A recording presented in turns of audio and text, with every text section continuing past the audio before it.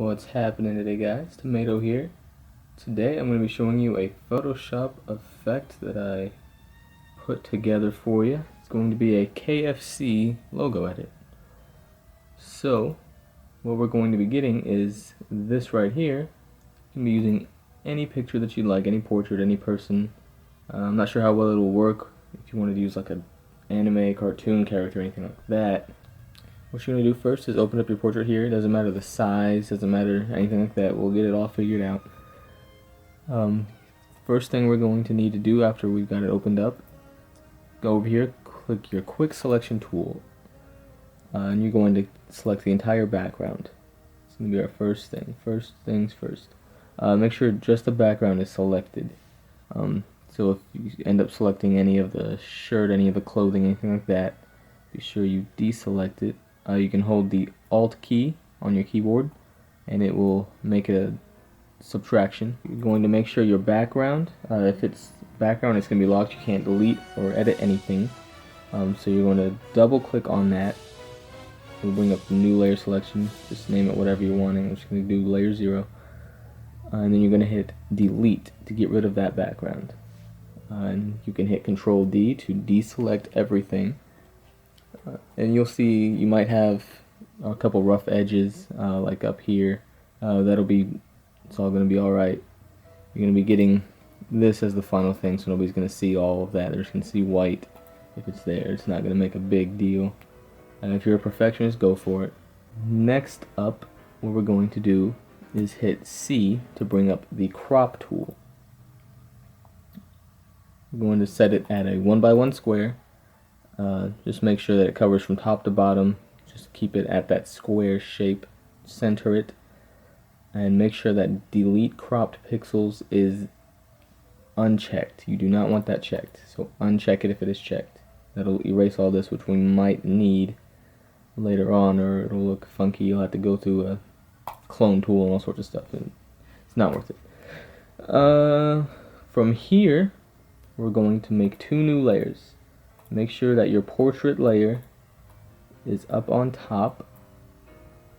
And then you're going to select the layer right underneath it. Get your rectangular marquee tool. Set it to a fixed size up at the top. And simply click.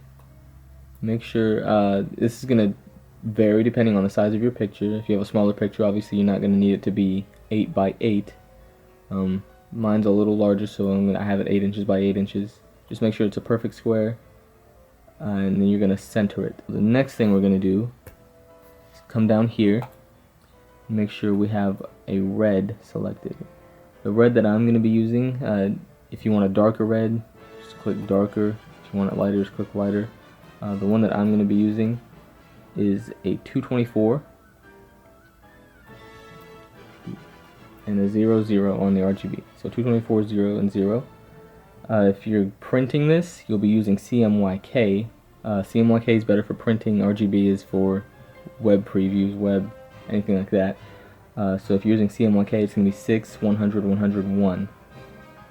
Alright, once you've got your red selected, hit alright. You hit G to bring up your paint bucket tool. It might be hidden under the gradient tool. So all you'll do is hit Shift G, or you can just right click on the gradient tool right there to bring up the paint bucket tool. And you're going to click somewhere inside that square and it'll turn the whole thing red. And you hit Control D again to deselect everything.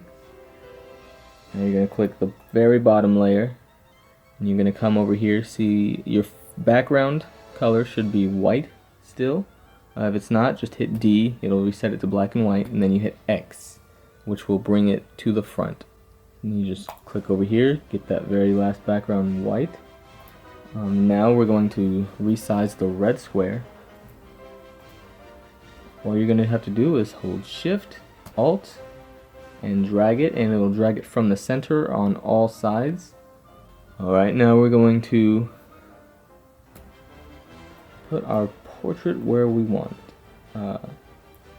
We've got him kind of tilted there as he is in the KFC picture. Colonel Sanders is in the KFC picture, so hit Control T to open up your transform tool. You might have to drag and make sure that there's no red on the bottom down here. You don't want any red showing from right there. If there's the white, you don't need it to cover all of the white, because this is all going to be white anyways. The top of his head, like the very top of his head, should be kind of off the edge. His shadows are on the right side for me, so what I'm going to have to do, switch the shadows onto the left side. So what I'm going to do is come over here to width. Once you have the transform tool up, and you're just going to put a negative right in front of that 100. It'll switch him over to that side. I gotta resize him here real quick. Be sure while you are resizing that you have shift selected, or shift held down. That is how you're going to resize, by keeping the proportions. Our next step, we don't want exposure. Our next step, we're going to add a couple adjustment layers to this. First off, make a copy. I made the mistake of not making a copy the first time I tried doing this, and I added filters and all sorts of stuff trying to figure out what to do, and then I realized I had to go back and recrop and put a portrait on here and everything, because I had gone so far as to where I couldn't go back.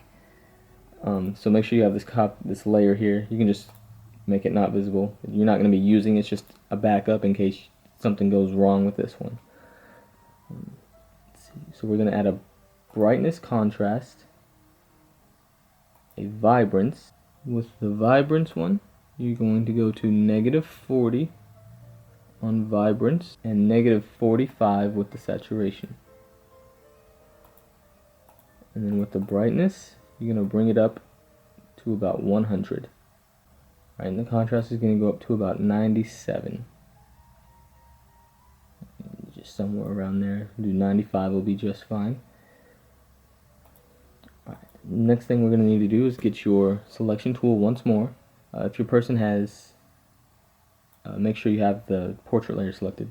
If your person has any dark clothing, you're going to be selecting it here. I'm going to leave the tie. In the picture he has the tie on. So we're going to leave the tie there. Select any dark clothing, shirts, anything like that. Anything that's not white, you're going to be selecting. Leave the glasses if they're wearing glasses, that'll be fine. Once you have the clothes selected there, you're going to hit a hue saturation layer, and you're going to click the lightness, set it all the way up.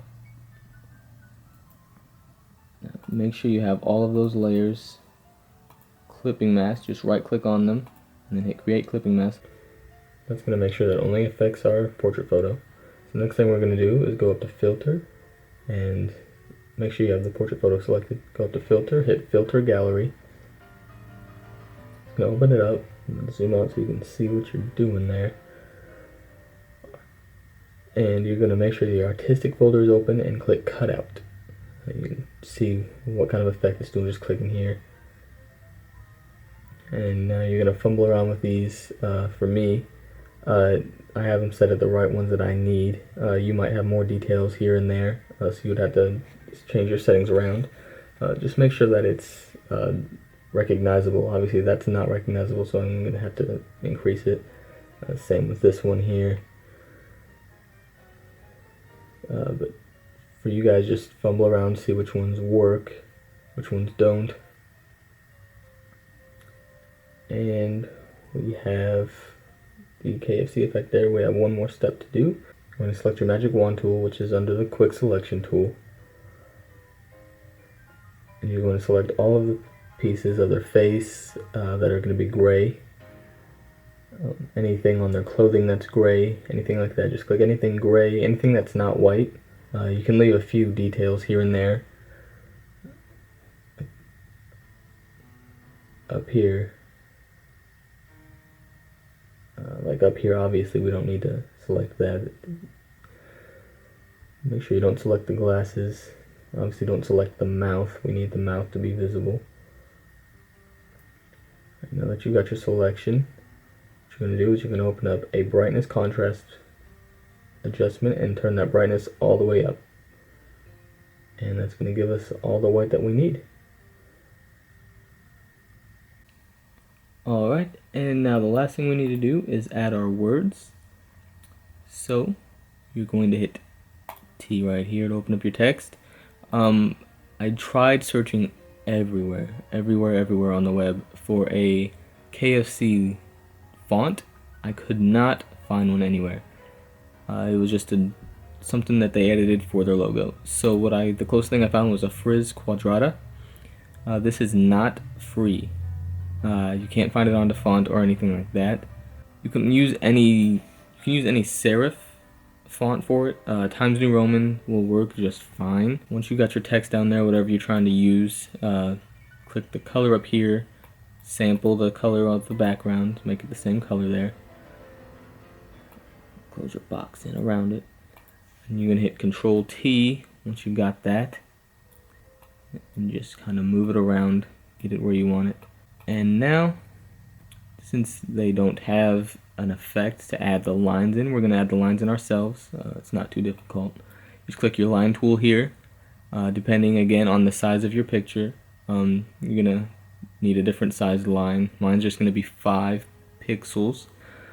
Make sure you've got white selected for the fill. Stroke doesn't really matter. We just need it all the same color. So we're just going to drag your line down here.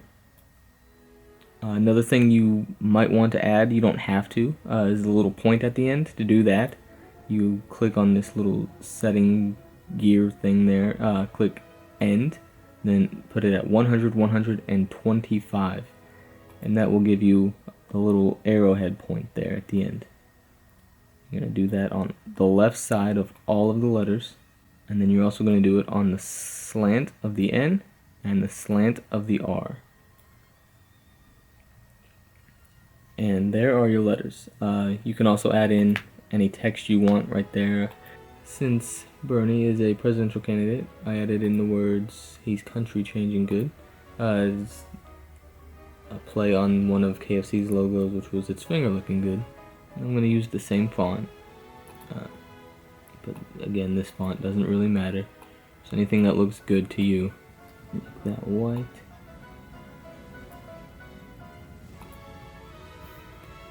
Control T. And that's all there is to it, guys. Thanks for watching the tutorial, guys. Hope you guys enjoyed it. Can't wait to see some of those awesome logo photos you guys are putting up. Show me some of them right here at this link over here. Leave me a sub, leave me a thumbs up or a thumbs down. I don't know, maybe you didn't like it. Leave some comments in this area about why you didn't like it. Till next time, guys. Tomato out.